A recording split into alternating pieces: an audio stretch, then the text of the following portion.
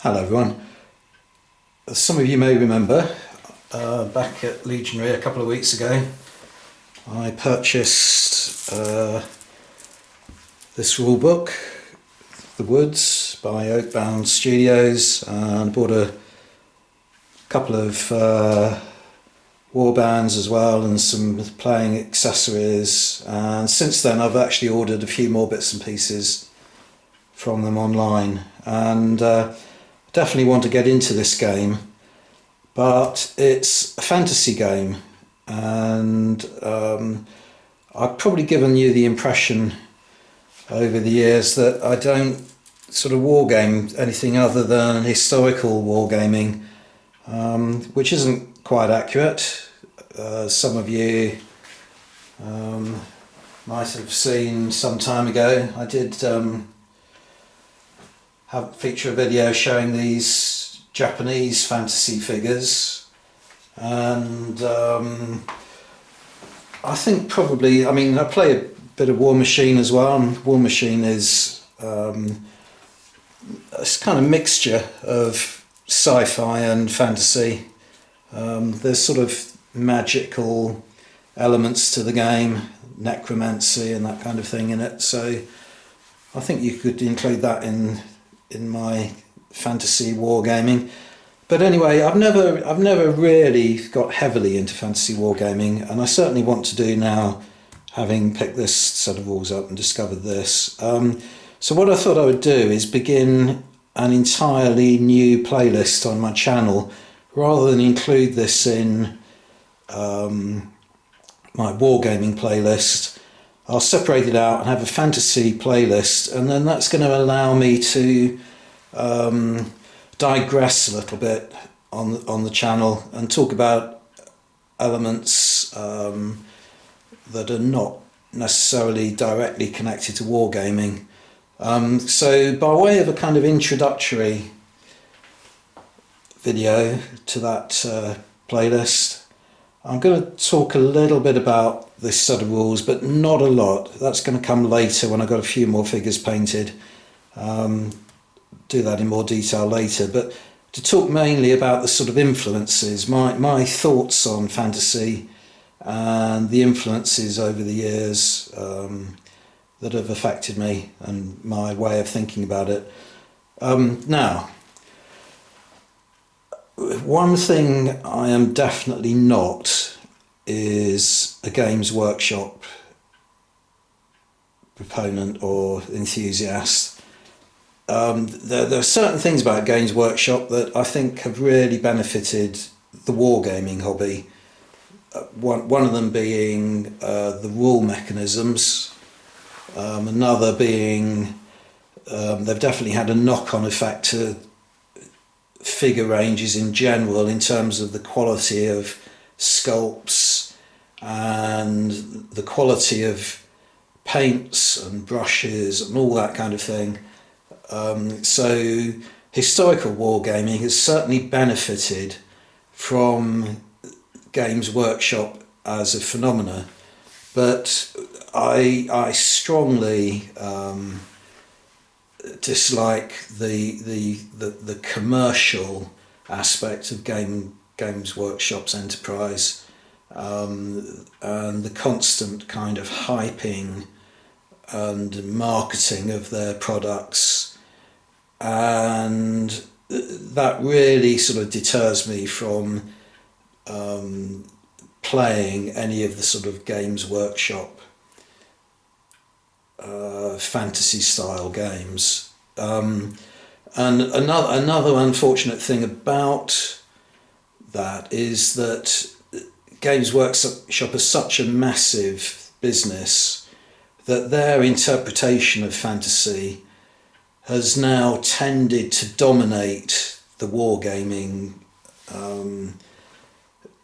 audience, and when people think fantasy wargaming, they immediately think Games Workshop, Old Hammer,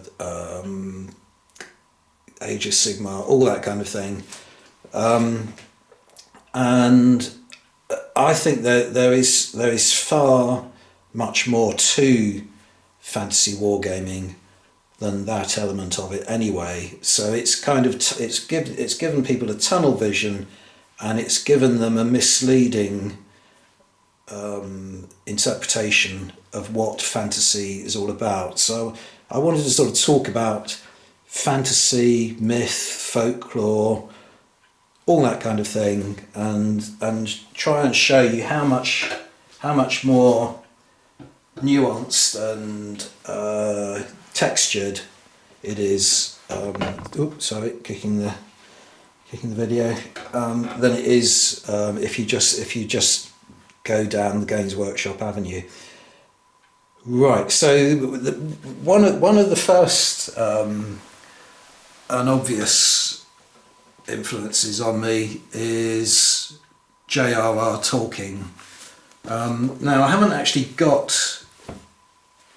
I've got the Silmarillion. I haven't actually ever acquired a copy of either The Hobbit or The Lord of the Rings. I have read them. I've got the books out of the library, and I read them relatively late in life. I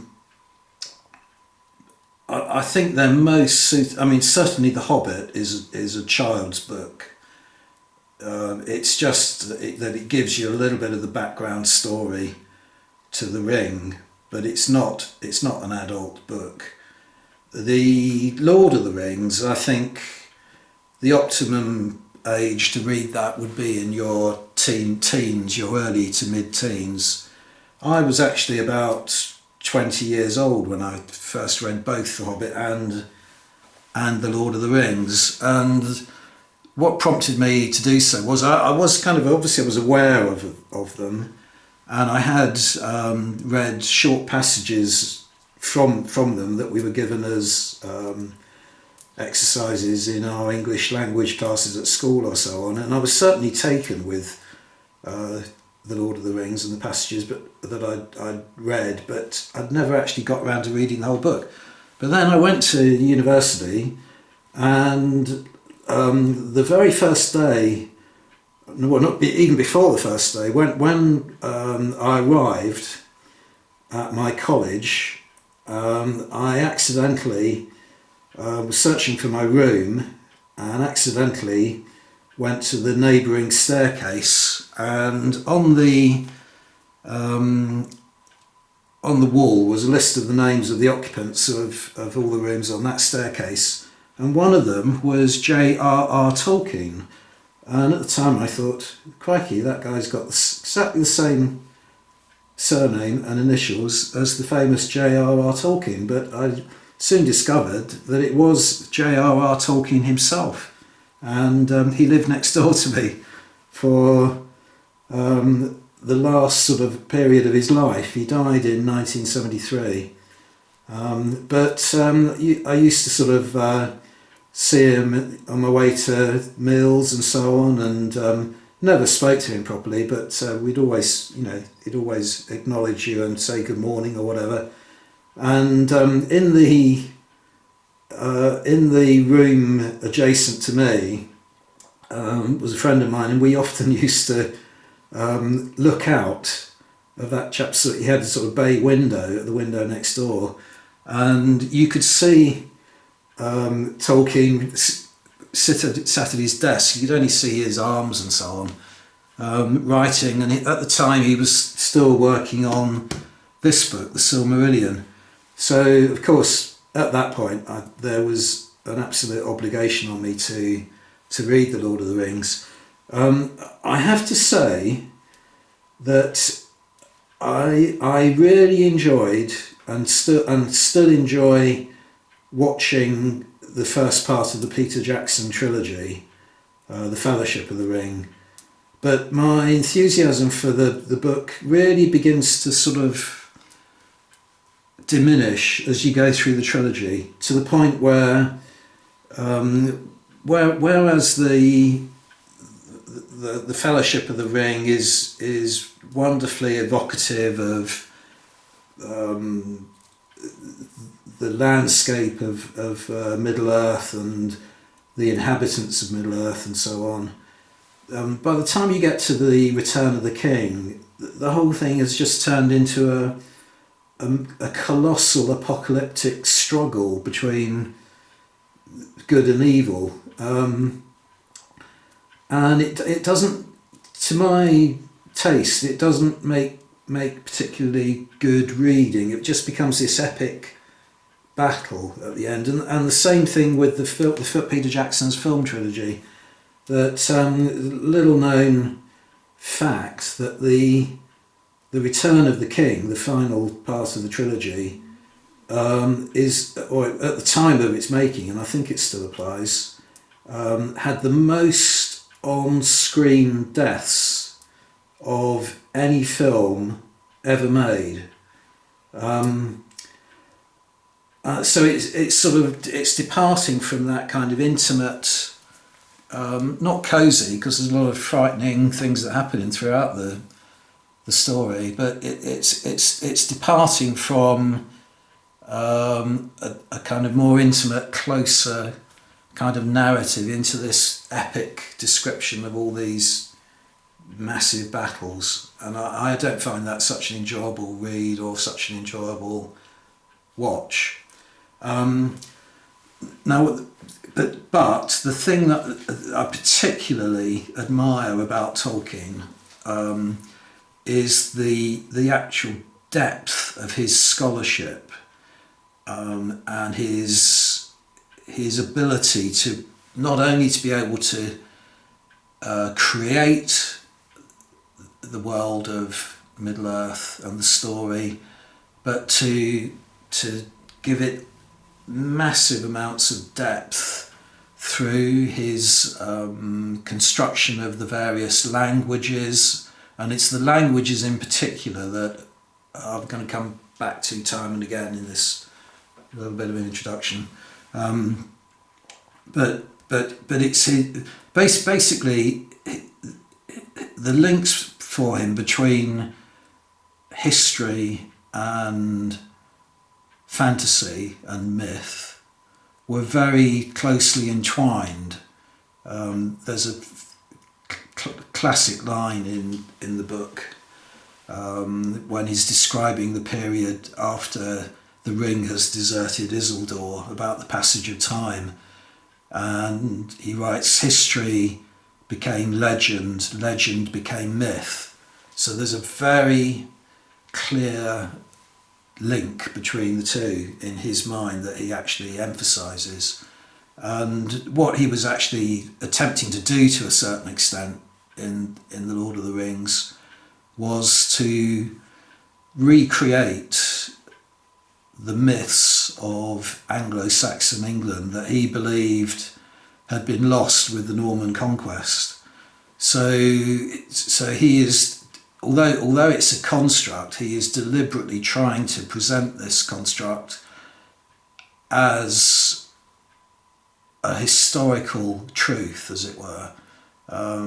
He's not trying to say it was the actual myths of that pre-Norman period, but he's trying to give you a model of what the Anglo-Saxon mindset might have been, what their mythology might have been like had Anglo-Saxon culture survived the Norman conquest.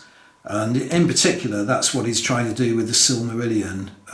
He never actually successfully produced a book with all the background fables and stories in it to his satisfaction. But I can't remember when I got this. It was back in the 70s or 80s. Published in 1977, this one, so it's posthumous publication, edited by his son, obviously, Christopher Tolkien. I've never been able to finish reading it. It's really dull, and this is another issue. As I was saying, it's not just the languages; it's the vocabulary and the languages that he uses, because he's compelled to write in English rather than in Anglo-Saxon. And there is a very a very important link between the power of language and the power of music as well in the narrating of myths and legends and folklore. Another good example, and kind of what he was trying to do in a way in parallel to that, if I can see it somewhere, I did get it out. Here we go. Yep, the Mabinogion, the sort of Welsh equivalent of the Silmarillion, of this fantasy equivalent, the fantasy version. The Mabinogion as well. If you read it in English, it really, to my taste again, it really is quite a dull read. Were you to read this in the original Welsh, I'm sure it would be a totally different matter. The words themselves would have a power. It takes you to this sort of bardic tradition. That the words are not only poetic, but they contain a power.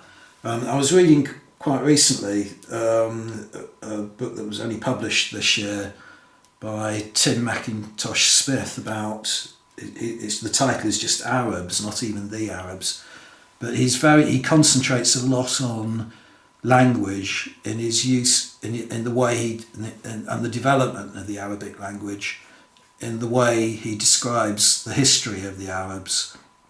And he makes this really interesting point that in pre-Islamic Arab society, poets were almost revered as having a kind of direct contact with the gods.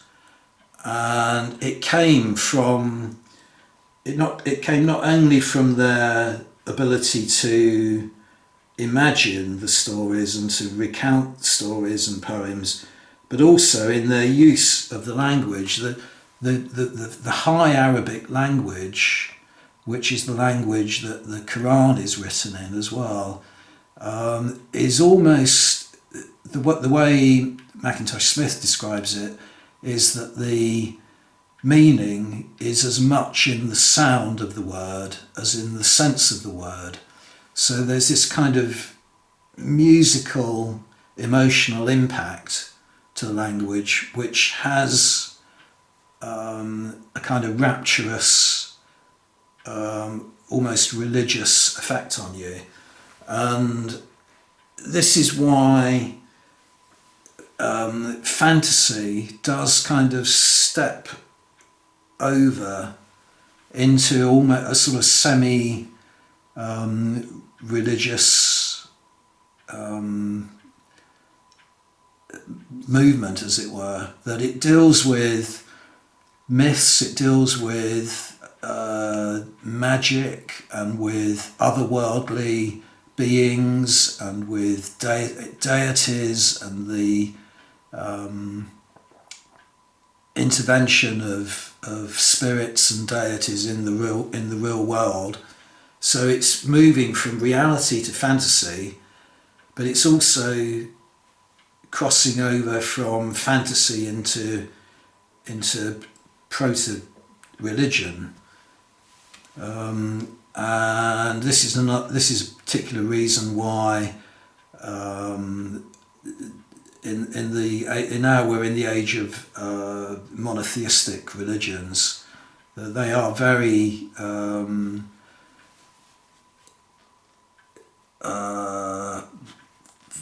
antagonistic towards the sort of retrospective look at our pre-Christian, pre-Islamic beliefs, because they do infringe on the kind of religious monopoly that those religions now have. Anyway, getting a little bit off the track with that. But to take you back to this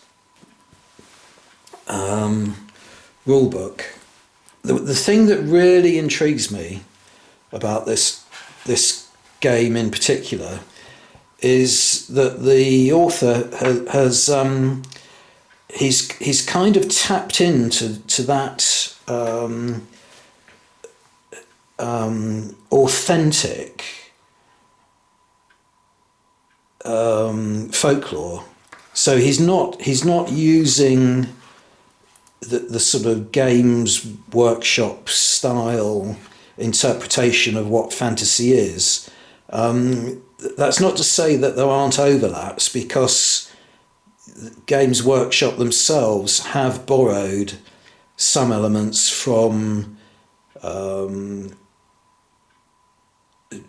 myths, from English myths and legends, and they've borrowed a little bit from Tolkien, but Tolkien and this author have both gone back to the original myths and legends. So they're much better researched. They're more pure in a way. They're not an invention or a construct of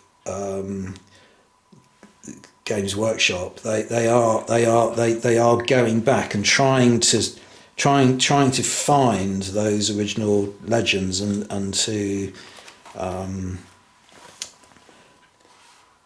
recreate them in this case in a game. Now, I'm not going to go on to the game mechanics of the woods or anything like that, but what I want to show you as an example, and it's the only figure so far that I have managed to get painted, is this one here. In front of this camera here, get rid of all these others.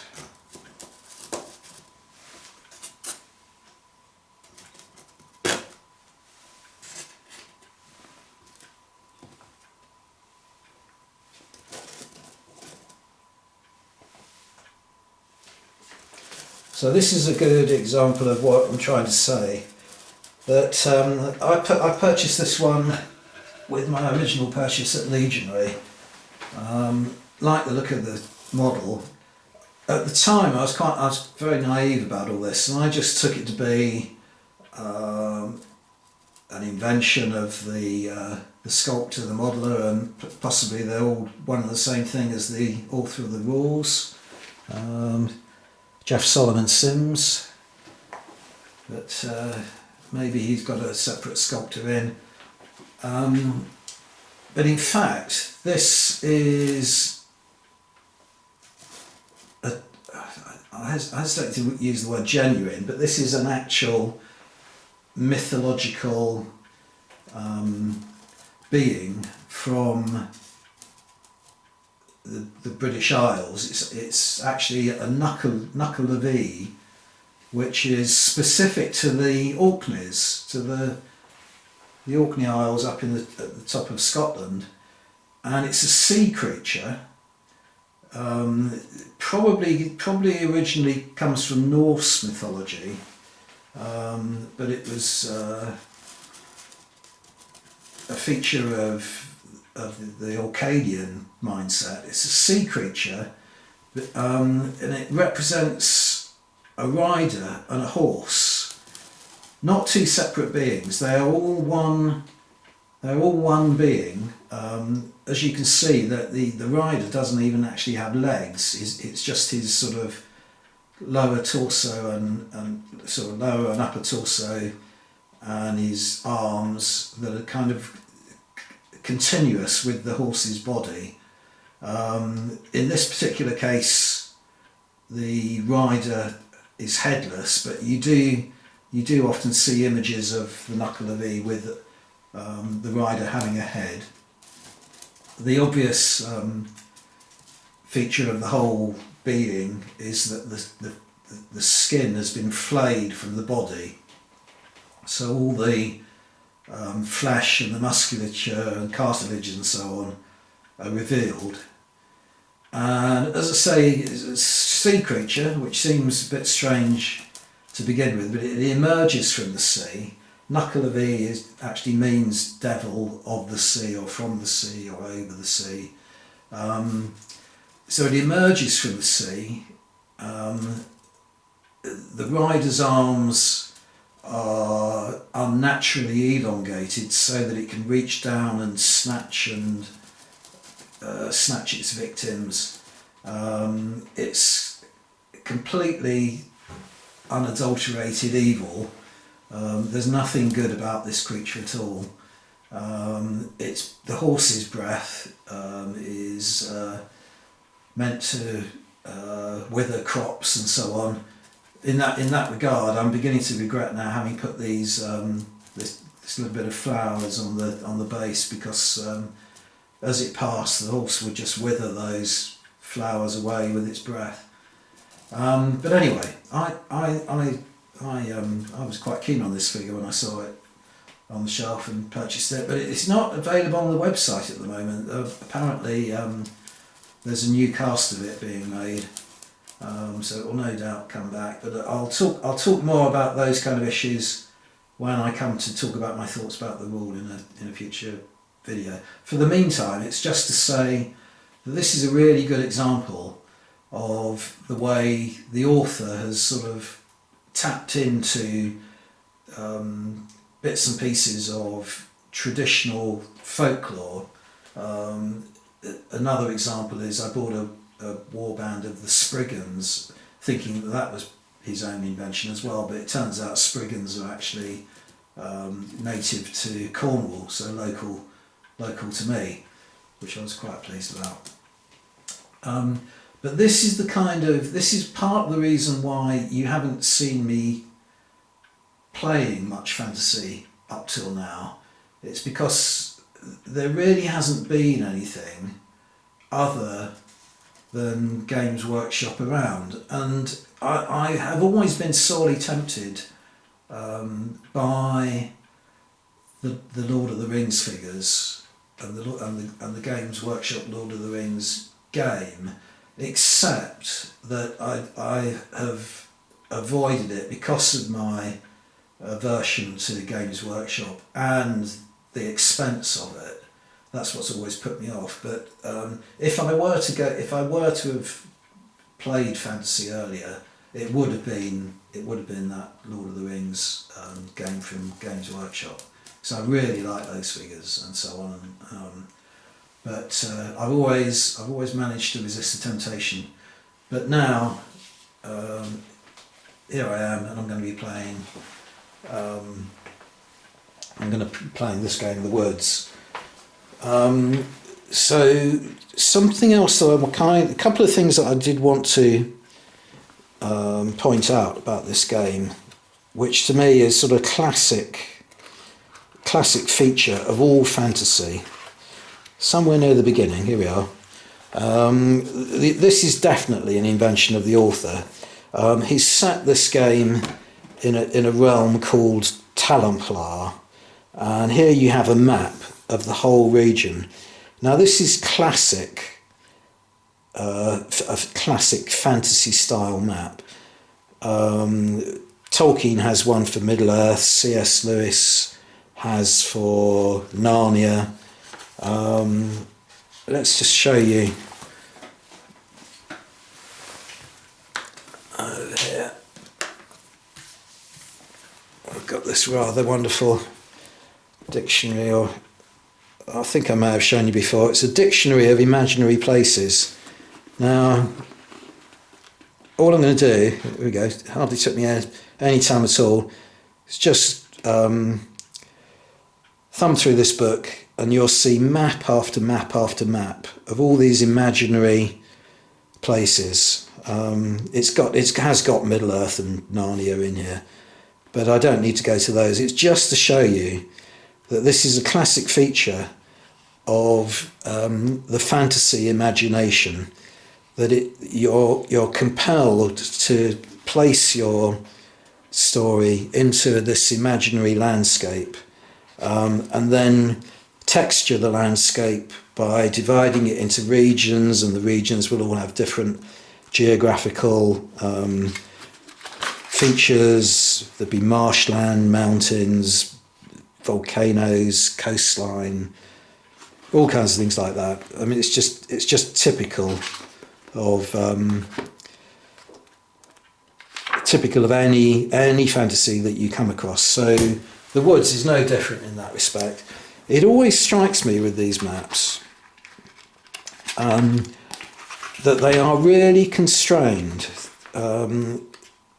Even if you think of something like Game of Thrones series, the map featured very heavily in that the whole time. There were always maps on tables where the generals were, or the armies were planning their strategy. There was a map on the floor of the Red Keep in King's Landing.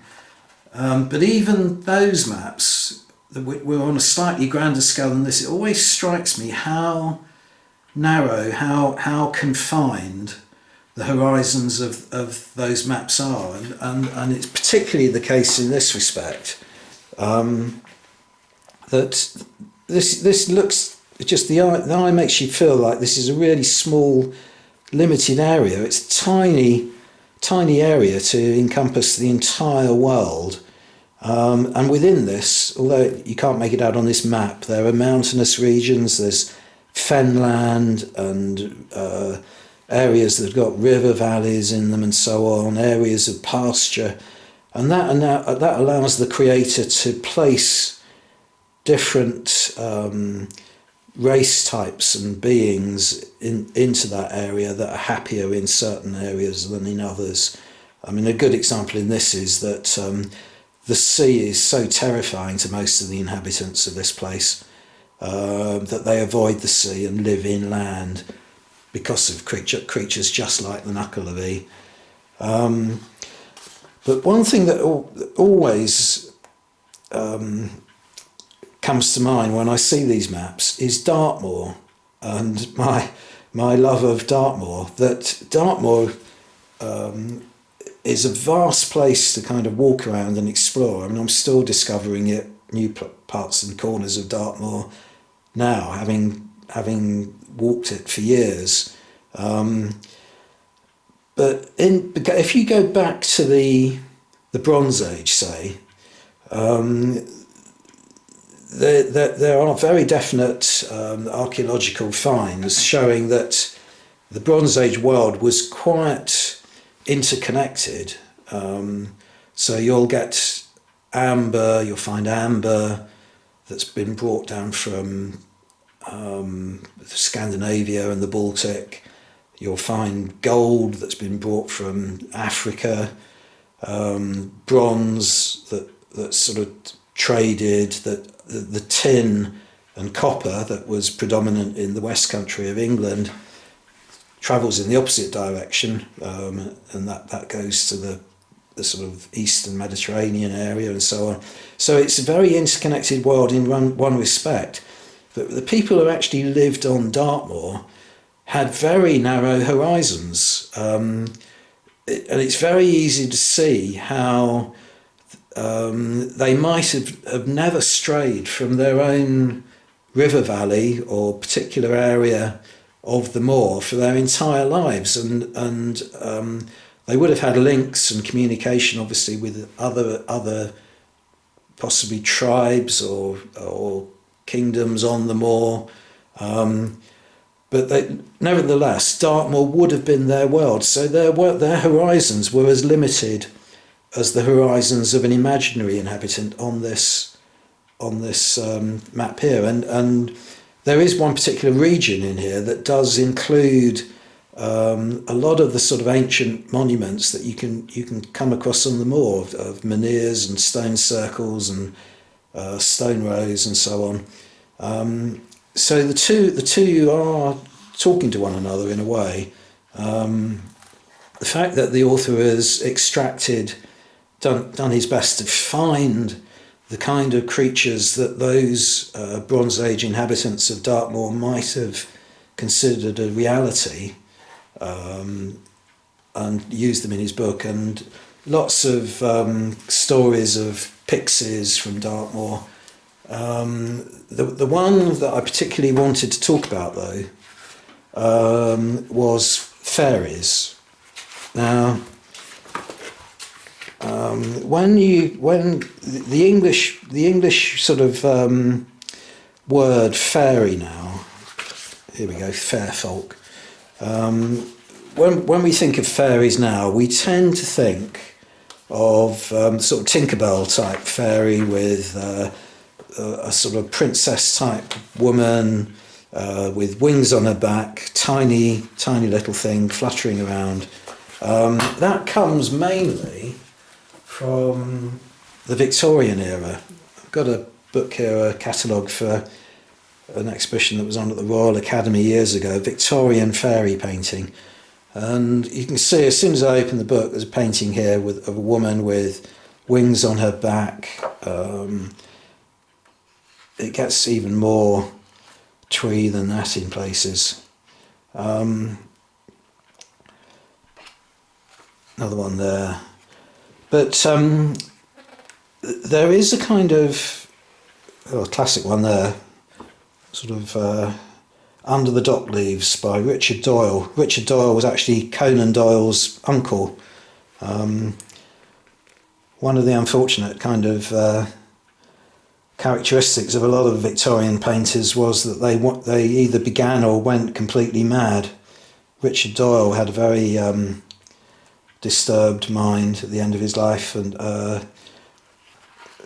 another chap called Richard Dadd, who painted really wonderful, not going to be able to find one. Oh, there we go, I think that's Richard Dadd. Really wonderful detailed paintings, but unfortunately he painted most of them from inside Bedlam, from inside Bethlehem Hospital, because he murdered his father when he was in a particularly upset condition, and spent most of his life in an asylum. But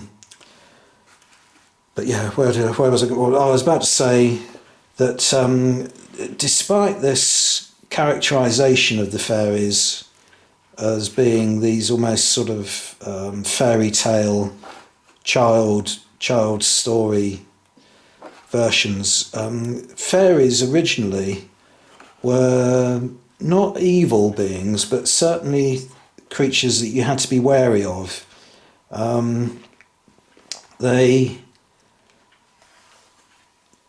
were completely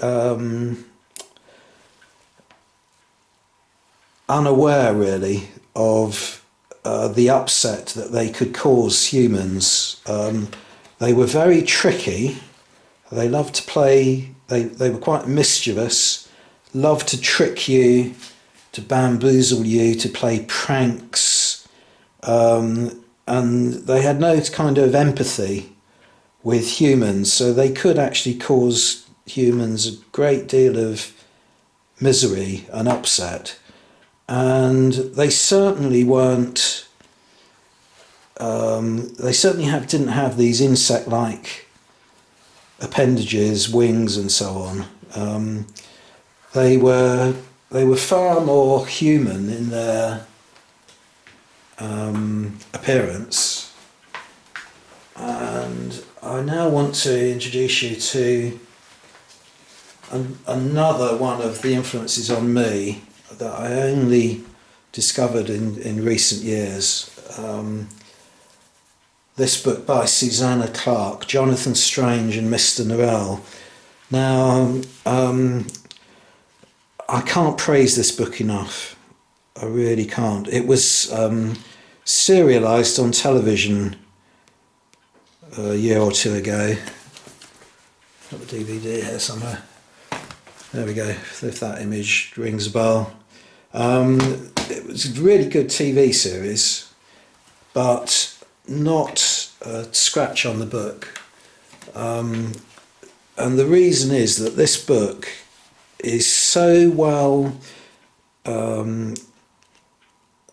thought out, so well structured, so well written, and so well researched, that it does rival Tolkien and The Lord of the Rings. The great misfortune really is that this lady Susanna Clarke,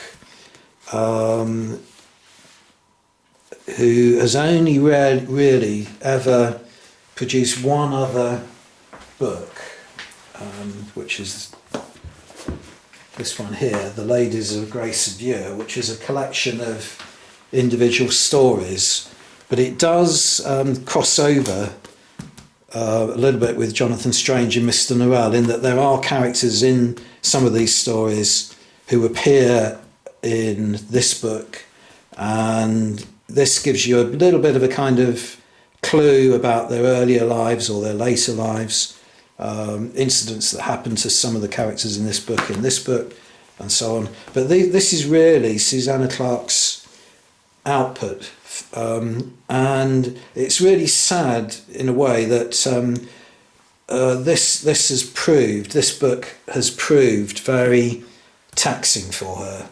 I mean, it is worthy of a lifetime's work in its own right. So it's wrong, really, of me or anyone else to expect any more out of Susanna Clarke. But it does appear, from what you can glean on the internet and Wikipedia and so on, that she does suffer from chronic fatigue syndrome, and it's not looking promising that she will ever be able to produce another work of this magnitude or this intricacy. So this is it. But this book on its own deserves much greater recognition than she's actually got. If you Google it or you look it up on YouTube or anything, you'll find lots of enthusiastic reviews of it, rave reviews of it. But I think one of the other unfortunate coincidences was that even what's her name, Rowling, I can't even remember her name, the Harry Potter, J.K. Rowling, is it? She has had such success and been such a prolific writer that I think a lot of people pick this book up and see it's about magic and just think it's a kind of an imitation of Harry Potter. It's nothing of the sort. It's just unfortunate that the two are contemporary, really, because this is in a totally different league, a league of its own. But anyway, to get back to fairies, another nice element to this book, so that I don't have to take clips from the TV series to show you, is that it's illustrated throughout. And here is an illustration of a fairy that Mr. Norrell summons from the fairy realm to intervene in circumstances in the story. And he's described, he's never given a name, but he's described as the gentleman with the thistledown hair. He's got this sort of shock of hair, upright hair. He's human, completely human features though, and very kind of well dressed.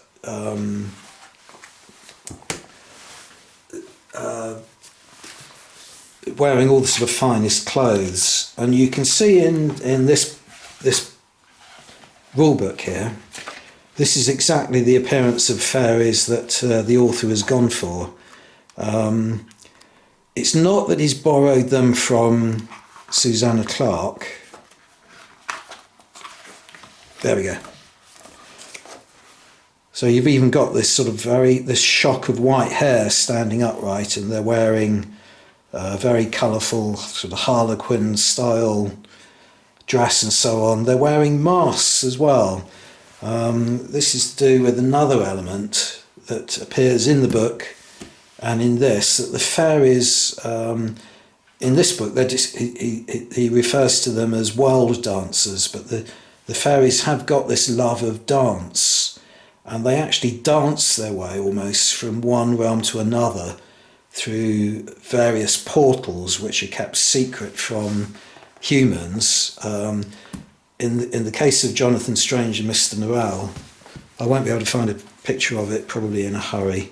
I did mark a few pages that I wanted to show you, but there is a kind of an interworldly kind of realm of intertwining staircases and passageways of some sort that Jonathan Strange gets access to and is able to enter the fairy realm. But anyway, I said earlier that this author did not plagiarise Susanna Clarke's concept of what a fairy was. This concept of fairies who have access to and from the sort of earthly realm and dance a lot and so on is taking you right back into pre-Victorian mythology about fairies. This was how they were originally conceived, and they do play tricks. They fool you. I won't give the plot away in this story, but the man with the thistledown hair does play a trick on Mr. Norrell, and he deceives him so that he forms this kind of contract, but then is able to kind of not cheat, but deceive Mr. Norrell. And he's able to sort of transport this character here back to his realm, where she has to sort of take part in this dance all night. Now again, that is another element of fairy tale myth that a lot of people interpreted the effects of tuberculosis and consumption as having been abducted by fairies during the night and kept awake dancing all night, and that is the reason that people thought that people who were suffering from tuberculosis or consumption were literally consumed with fatigue because the fairies had been forcing them to dance all night. So that all these kind of things are that crop up in this book and in this rule book, which is why I really admire this rule book for its insight into all the sort of myth and so on. I think.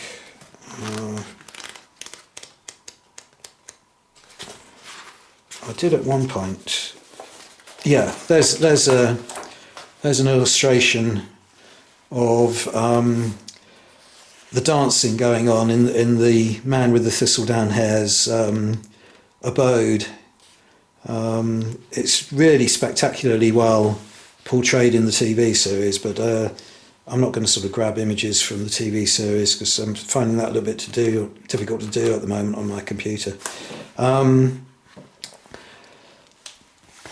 But the point I'm trying to make, which links a lot of different genres of fantasy, is that it's not only do they share this common feature of a map, but they share a common feature of a sort of bookish archive that you can refer to. Now, in Tolkien's case, that all came from his mind, and then he tried to write it all down in the Silmarillion. So his sort of in the Lord of the Rings, he's referring back to this to the lore that is in the Silmarillion. In Susanna Clarke's case, what she's quite cleverly done is in introduced into the story the search for the magician's search for books of magic and old documents and so on that are gradually being lost. And in fact, Mr. Norrell has this amazing library of books. Now that's quite a clever kind of ploy on Susanna Clarke's part, because it allows her to reference all these books. You'll often find at the bottom of pages, here we go, not necessarily in this case, but if someone quotes, there's a whole 2 pages nearly filled with footnotes, but it allows Susanna Clarke to mention a particular legend or particular story that she has invented herself in the narrative of the book, but then include it as a footnote by quoting passages from books that are actually in this imaginary library. So in one fell swoop, she's immediately created this tradition and this archive of magical kind of learning, without actually having to write all these books herself, but only kind of inventing pages from 1 or 2 of the books as the need arises in her story. So she's managed to create that impression of massive learning in the story, and Mr. Norrell, Jonathan Strange, sort of becomes a kind of apprentice to Mr. Norrell in order to acquire his knowledge and gain access to his library. So it's done in a very clever way. But you'll find that not just Jonathan Strange and not just The Lord of the Rings, a lot of fantasy stories do include that element of a kind of pre-historic written tradition that's been stored, or it's been maybe not even written, maybe it's been passed down by word of mouth. But there is this vast sort of body of knowledge that can be tapped into to forward the narrative of the story, or to explain some of the event, some of the circumstances in the story. Now, this is where, although my channel is predominantly, I try and keep the themes to historical themes. This is why I don't really see there being a great step between fantasy and history, because that sort of historical discipline is being shadowed by the kind of need to refer back to ancient texts and so on in books like this. And the interesting thing about this book, which is another fantastic element of it, is that it's set in a historical period. So not only has Susanna Clarke had to invent this imaginary world, but she's had to set it in the real world of the early 19th century, of the Napoleonic Wars and so on.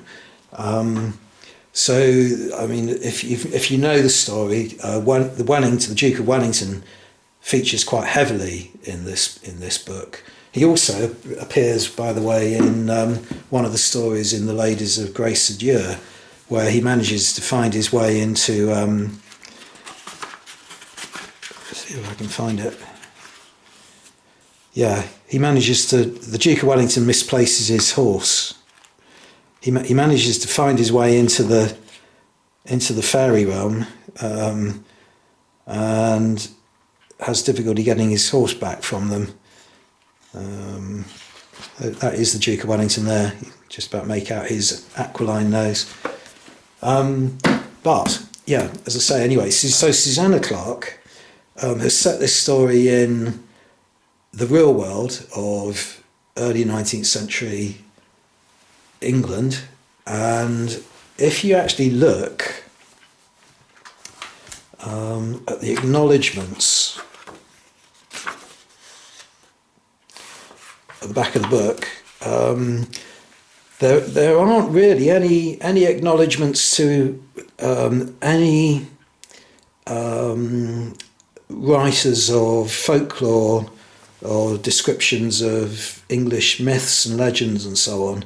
I mean, possibly some of these named people here did contribute in that way, but she actually does acknowledge books that helped her with setting the period. One of them is, there are only two of them. One of them is a biography of Wellington by a lady called Elizabeth Longford. Never come across that book, I must look it up. But the other is the London Encyclopedia by Christopher Hibbert, who's a well-known historian, got quite a few books of his, and Ben Weinrod. Now, the London Encyclopedia is this book here. And I got this for an absolute bargain. It's actually £50 to buy new. I got this, it was in mint condition. I've spoilt it a little bit. There's a few tears in the cover and so on now from my use of it. I got this for £3 in a National Trust bookshop. But just look at what it actually consists of. It's an A to Z with entries for every nook and cranny of London. Some nooks and crannies that are no longer there. Streets, buildings, statues, churches. Absolutely wonderful. And the reason Susanna Clarke quotes this book in this book is that she's actually used this massively kind of intricate description of London to colour her own book. So she's able to describe particular corners of particular streets and what you might see on those streets and so on, and used it in a really sort of methodical and very kind of precise way, and it just gives this book yet another kind of sense of realism. So it's this really sort of strange juxtaposition of reality and fantasy that just makes the fantasy feel real as well. So that is really what I wanted to one of the things I wanted to say about what appeals to me about this game in particular, and why, yes, I'm into fantasy, but it may not be fantasy as you know it, because you might be thinking of fantasy as, you know, with sort of Games Workshop glasses on. One last thing I really did want to mention though, two things actually, thinking about it. So I've just spotted something else that I'll take you back to the Mabinogion very, very briefly. There was a book written by Alan Garner which has been an influence on me for many years. This is kind of, Alan Garner is sort of presented as being a children's writer. And again, I read this when I was an adult. This comes across far more as an adult book than The Hobbit does, for instance. But it is a story about adolescent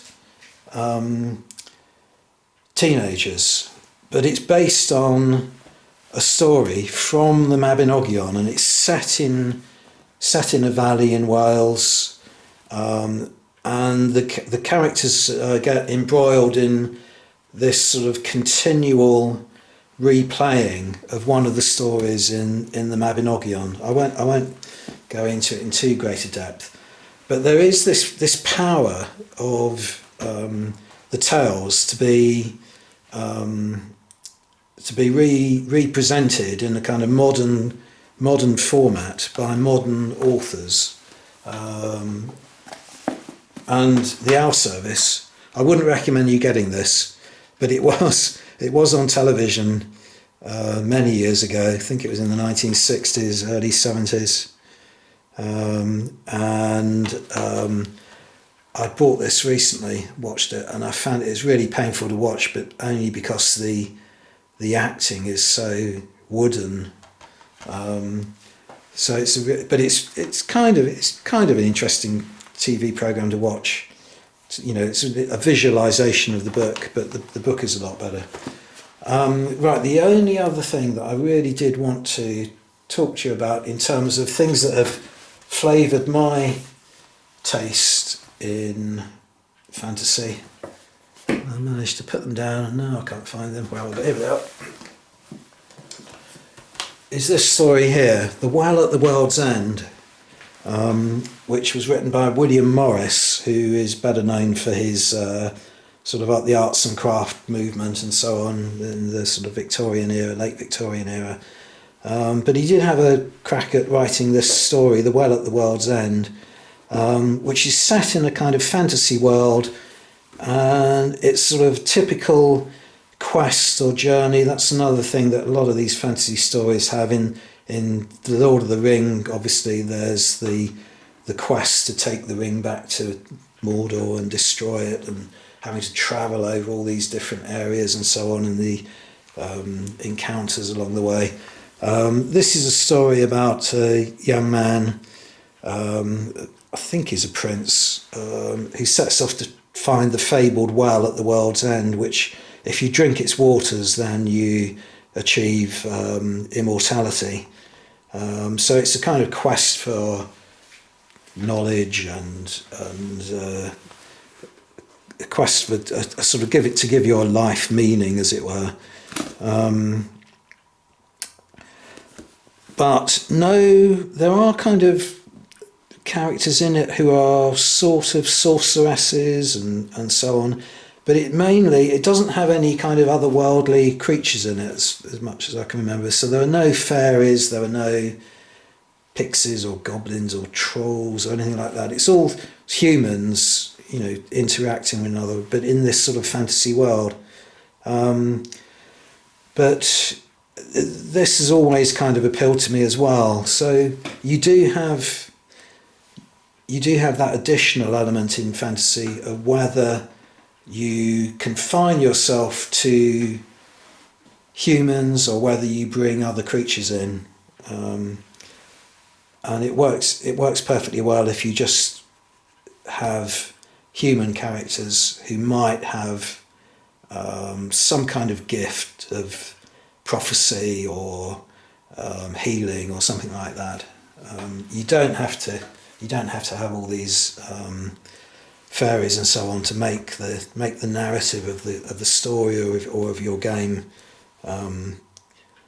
believable. And of course, the other thing I did meant to mention, to get back to the Knuckleavy and so on, is that I was looking at. I have played a lot of Saga in the past, and obviously they have now brought out this supplement called The Age of Magic, and I was looking at that thinking, shall I get it? And another thing that I am fussy about in historical war games, I don't really like seeing ahistorical games. So I don't like seeing ancient games where the Aztecs are fighting the ancient Greeks or something like that. I've got a sort of similar thing with Saga, in that I don't like to see, say, the Anglo-Danes fighting against, I don't know, the Picts or something like that. I prefer to keep the thing historical. But now I do like the idea of introducing creatures such as the Knuckle that might have existed in the mental image of the world of the Anglo-Saxons, say. I do like introducing those into the game, but I've still got this aversion to then playing an Anglo-Saxon mythological warband against, I don't know, samurai or something like that. So I wouldn't like to ever see those two kind of creatures meet up on the tabletop. So although Age of Magic does appeal to me in its sort of historical sense and its historical fantasy sense, I still find it difficult to cope with mixing up two versions of fantasy. So I'm thinking about getting enough of these kind of creatures from Oakbound Studios to be able to field a Dark Age